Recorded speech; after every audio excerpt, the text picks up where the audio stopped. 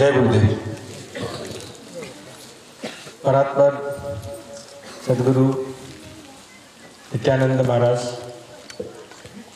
सद्गुरु परमपूज्य श्री प्रियानंद महाराज आणि आमचे आजचे हयात सद्गुरु श्री श्री दादाश्री महाराज यांना कोटी कोटी प्रणाम।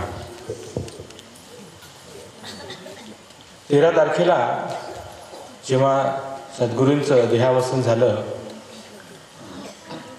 त्यावेळेस अतोनात दुःख झालं। त्यावेळेस मी आणि डॉक्टर भूषण त्यावेळेस तिथे होतो। त्यांच्या पार्थिवाजवळ उभं असताना सुद्धा म्हणजे वाटत नव्हतं की सद्गुरू गेलेले आहेत, अजूनही आपल्या बाजूला आहेत, हाच आभास होत होता। आणि त्यानंतर जे सोपस्कार होता हळूहळू जाणवायला लागलं की देह गेला आहे, पण अजूनही ती शक्ती आपल्या आजूबाजूलाच वावर करत आहे, वास करत आहे।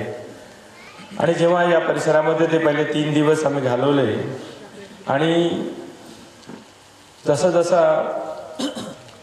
दादाश्री महाराजांच्या बाजूचा सहवास त्यावेळेस आम्हाला मिळत होता, त्यावेळेस हळूहळू जाणवायला लागलो की गुरुदेव कुठे गेलेच नाहीये, ते इथेच तर कुठेतरी दिसून राहिले आहेत। पार्थिव जरी दिसत होतं तरी पूर्ण शक्तीचा आभास कशाला ते जाणून होत होती।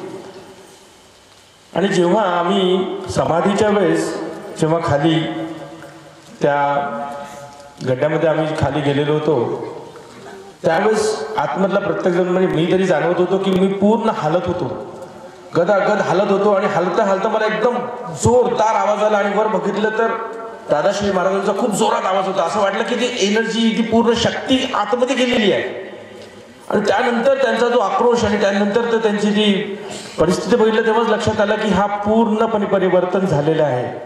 कारण दादाश्री महाराजांनी गुरुदेवांचा एक पुत्र म्हणून, एक अंश म्हणून या विश्वात आगमन केले आणि त्यांच्या कार्यकाळात हळूहळू करता ते आज पूर्ण गुरुदेवमय झाले आहेत। ते गुरुदेव झाले आहेत, ते पूर्णपणे आज सद्गुरू झाले आहेत। म्हणजेच काय आहे की हा जो संक्रमणाचा काळ होता हा गुरुदेवांनी असा आखून घेतला होता की शेवटच्या 2 वर्षामध्ये तुम्ही बघाल दादाश्री महाराजांनी जी काही पूर्ण दीक्षेचा कार्यक्रम असो, सूक्ष्मध्यानाचा कार्यक्रम असो, बाकी सगळे कार्यक्रम असो, सत्संगाचे कार्यक्रम असो, त्यांनी गुरुतत्व हे तसेच टिकवून हाच मार्ग पुढे घेऊन गेलेले आहेत। त्यांच्या काळात जे काही मागच्या 2 वर्षांमध्ये दादाश्रींनी ज्यांना दीक्षा दिली त्यांना सुद्धा तशाच कित्येक वेगवेगळ्या प्रकारच्या अनुभूती आलेल्या आहेत। त्यामुळे कसं आहे की इथे बघताना आपल्या लक्षात येईल की इथे फक्त गुरुतत्व या देहातून त्या देहात पास झालेला आणि हा करतानाचा जो संक्रमणाचा मार्ग होता त्यावेळेस गुरुदेवांनी इतक्या सोपीपणे, इतक्या चांगल्यापणे हा हळूहळू हा मार्ग हा आपल्याला सुकर करून दिला होता।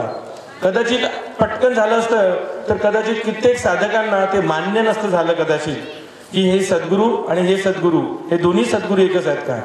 पण हा मार्ग देता 2 वर्षांमध्ये आपल्यामध्ये जो कायापालट केला, आपल्या मानसिकतेमध्ये जो काही रूप करून टाकलं, त्याच्यात चेंज करून टाकलं आहे, तेव्हाच लक्षात येऊन आलं की हे गुरुतत्व हे कधीही बदलत नसतं।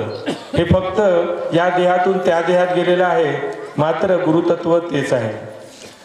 कारण कसं आहे आजच्या लेटेस्ट युगामध्ये आपण बघतो की आपण मोबाईल घेतो, सगळ्या काही गोष्टी चालू असतात आणि सडनली एक दिवस अपडेट येतं।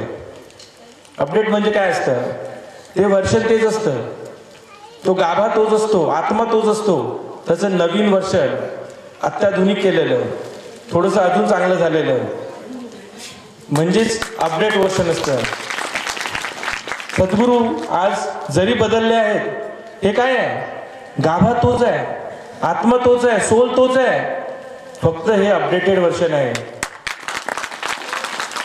आजच्या काळानुसार म्हणजे असं म्हणतात की what is constant is change, काय शाश्वत आहे, हा बदलच फक्त शाश्वत आहे आणि हा बदल होतच जाणार आहे। हा वर्षानुवर्षांपासून होत आलेला बदल आहे। म्हणून आपण म्हणतो गुरु परंपरा, कोणी एक गुरु कंटिन्युअस हजारो वर्ष नाही राहिलाय, ते परंपरा होत गेली आणि ही परंपरा आपल्याकडे पण चालू आहे, याचाच आपल्याला अभिमान असला पाहिजे. आणि म्हणूनच प्रत्येकाने आज हे जे रूपांतर झालेलं आहे, हे देहरूपी रूपांतर झालं आहे, याला प्रत्येकाने मान्यता तर द्यायलाच पाहिजे. पण आपण हे मनापासून, आपल्या शक्तीपासून आपण त्याला आतमध्ये त्याचं तेवढ्याच श्रद्धेने आपण त्याला पकडलं पाहिजे आणि त्यानुसार तेवढ्याच निष्ठेने आपण काम केलं पाहिजे. हे गुरुपीठ नेहमीच दादाश्री महाराज नेहमी सांगत आले की हे गुरुपीठ हे माझं नाही आहे, हे गुरुपीठ हे तुमचं आहे. कारण साधक आहे तो गुरुपीठ आहे, साधक आहे तो गुरु आहे. जेवढं आपल्याला गुरूंची गरज आहे तेवढं दादाश्री महाराज नेहमी सांगत आले आहे की मला सुद्धा तेवढ्याच छान निष्ठावंत साधकांची गरज आहे. त्यामुळे आपल्याला सुद्धा आता तेवढ्याच निष्ठेने, नाहीतर त्याच्यापेक्षा जास्त निष्ठेने काम करायचं आहे. कारण त्यांना खूप कमी वयामध्ये आज एवढी मोठी जबाबदारी त्यांच्या अंगावर आलेली आहे. आज फक्त गुरुदेवांनी हा जो एवढा मोठा समुद्र, साधकांचा समुद्र तयार करून ठेवला आहे, त्यांना तो सोबत घ्यायचंच आहे. पण त्यांना आता या आजच्या धकाधकीच्या जीवनामध्ये जेवढे काही आपल्यामध्ये इतके सारे प्रॉब्लेम्स, इतके सारे मानसिक, शारीरिक, हे ते सगळ्या गोष्टी सुरू आहेत, यामध्ये जी काही आपली शांती त्यांना आणून द्यायची आणि ह्या ध्येय क्रांतीतून, ह्या ध्यान क्रांतीतून त्यांना जे घडवून आणायचे आहे, तर हे मोठं आव्हान आहे त्यांच्यासमोर. त्यामुळे आता आपल्याला जे प्रियानंद सद्गुरूंनी जे आपल्याला घडवलेलं आहे, त्यांचे संस्कार आपल्यावर खरोखरच झालेत की नाही हे आता आपल्याला दाखवायचे आहेत. आणि ही खरी आपली परीक्षेची वेळ आहे, सद्गुरू दादाश्रींची नाही आहे. आज आपण नसो त्याच्यापेक्षा मोठा सागर तर तयार करू शकतात, कारण शेवटी गुरुतत्व त्यांच्या आतमध्येच आहे. पण जेव्हा आपण एवढा सागर आपण त्याच्या सोबत राहिलो तर महासागर व्हायला काही वेळ लागणार नाहीये. आज गुरुदेवांचे जे स्वप्न होतं ते एक एक करून हळूहळू दादाश्री महाराज पूर्णत्वाला नेतच आहेत. पण जर आपण सगळे एकूण निष्ठेने काम करत राहिलो तर याला काहीही जास्त काळ लागणार नाही आहे.